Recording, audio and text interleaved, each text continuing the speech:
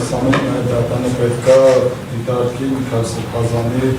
այդ դատանի տնային փոխելուց հետո որոշումից հետո դրսևորած վարքագիծը։ Կապամիջոցները նրա համար են, որպես այդ կանխատեսական այսին դատանը կանխատեսել է, որ հնարավոր է, որ նոր անցան կատարի, եւ այն ժամանակ այդ ռիսկը կանխելու համար կալանք էր կիրառվում իր սահմանափակումներով, հիմա ավելի մեր կապամիջոց դատանի փոխեց տնային կանան, եւ շատ կարեւոր է, որ նաեւ դատանը տեսա, որ այս ընթացքում ավելի մեր կապամիջոցի նպատակին ծառայել է։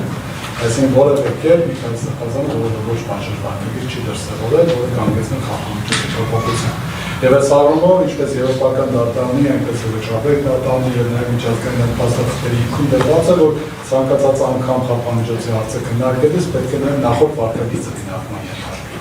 Եվ այս դեպքում մենք տեսնում ենք, որ կար հնարավորություններ, որպեսզի եթե օրինակ մտքում կա ընդհանրապես նոր հանցանք կատարի, իսկ հանցանք այս պարագայում չեմ կարծում դատարանը որևէ այլ բան պետք է նկատի ունենա, քան օրինակ խոսքով այս նույն բնույթի արարք կատարելը, որտեղ այլ բնույթի հանցանքի մասին ընդհանրապես կարծում եմ որևէ մեկը չի կարող այս պարագայում խոսել։ Հիմա եթե դա չի արվել, ես կարծում եմ, որ նվազագույնի սկզբունքը դիտարկելու տեսանկյունից դատարանը լիարժեք ենթադրության, որ Միքայել Սրբազանի նկատմամբ առավել մեր կապամիջոցը, որը կապված չի ազատության զրկելու կապված, կարող է նպատակին ծառայել։ Այս ես չեմ կարծում որ բացառապես նոր հանգամանքը պետք է դիտարկել։ Իհարկե ժամանակը ինքնին նոր հանգամանք չի, բայց ժամանակի ընթացքում դրսևորած վարքագիծը դա միջոցը գրոշ կողմից նշված փաստական տվյալը իրենց համակցության մեջ կարծում եմ բավականին էական է, որպեսզի դատանը եւս մեկ անգամ այս հարցը քննարկման առարկա դարձնի, որտեղ խոսքը գնում է ազատության մասին։ Իսկ ազատությունը կարծում եմ որ այս դեպքում բոլորս գիտենք որ բացառում արժեք է։ Գիտեմ դրա նաեւ ես դատան ուզում եմ ներկայացնել դիմում միջնորդություն, որը ներկայացվել է դատարանում Շիրակի թեմի հավատավորների կողմից, պատասխան դատարան, մասնավորապես ես ներկայացնեմ դրա ընդհանուր բնութագիրը, պատասխան դատարան Միքայել arczepiskopos Աջափարյանը ամուսնանում է Հայ-Արաքելական Սուրբ եկեղեցու բարձրաստիճան հոգևորական հողում է Շիրակի թեմը։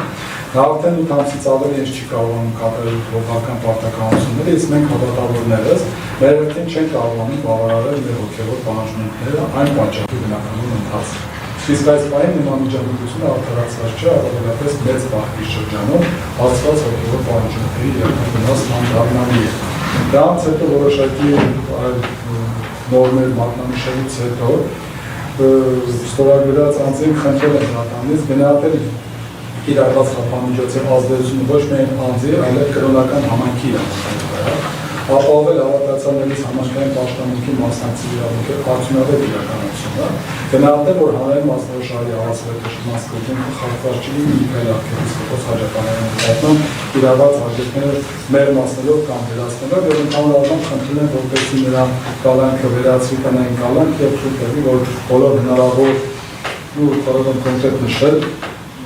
խնդրում ենք թույլատրել Միքայել Աջափարյանի եկեղեցական կարգի համաձայն մասնակցել եւ հանդիսապետել Շիրակի թեմի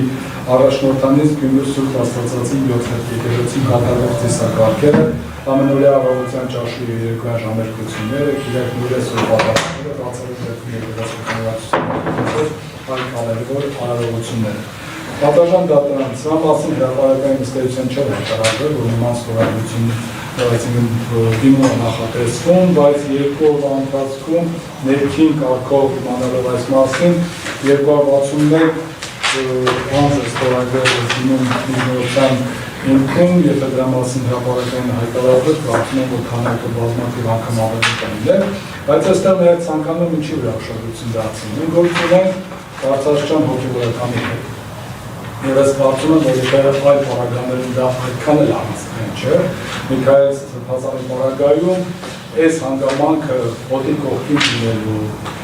նաև մեծ պահքի շրջաններ լինելու պարագայում եւ այլն, կարծում եմ, սա բավականին էական եւ նույն հարցեր են, որ դատարանը ևս պետք է այս հարցում գնահատման ենթարկի, եւ երբ որ մենք անդադ խոսում ենք հանրային եւ մասնավոր շահերի հակակշռման մասին, ես կարծում եմ, որ այստեղ հանրային շահը նաև այս առումով բավականին գերակշռում է եւ այս հանգամանքը դիտարկելով հավատավորների խնդրանքը եւ նաև այն անհրաժեշտությունը, որ կա նրա մասնակցության վերաբերյալ, կարծում եմ ևս էական փաստարկ կա, որպեսզի տնային կալանքը վերացվի, ուստի հիանալով գործընկերոջ միջնորդության եւ ձեզ ներկայացնելով այս դիմում միջնորդությունը ստորագրություններով, խնդրում միջնորդությունը բավարար։